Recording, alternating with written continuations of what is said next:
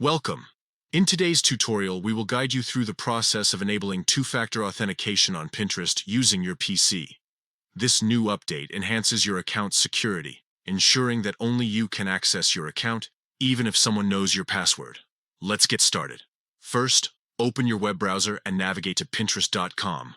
Once you're on the Pinterest homepage, log into your account if you haven't done so already. Next, look for the gear icon located at the bottom left corner of the screen. Click on this icon to access the Settings menu. From there, select Settings. In the Settings menu, find and click on the Security option.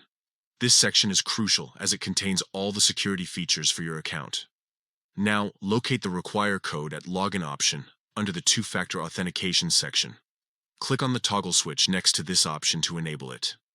You will be prompted to enter your current password to verify your identity.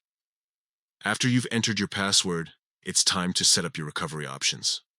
You will need to enter your email address and type in a new password. Make sure to confirm this password by typing it again in the designated field. Next, provide your phone number. Pinterest will send a verification code to this number, which is essential for completing the setup process. Enter the code you receive in the corresponding field. Once you've successfully entered the verification code, make sure to get your backup code as well. This code is crucial for accessing your account if you ever lose access to your phone. And there you have it. You've successfully enabled two-factor authentication on Pinterest. From now on, every time you log in, you'll need both your password and a verification code sent to your phone.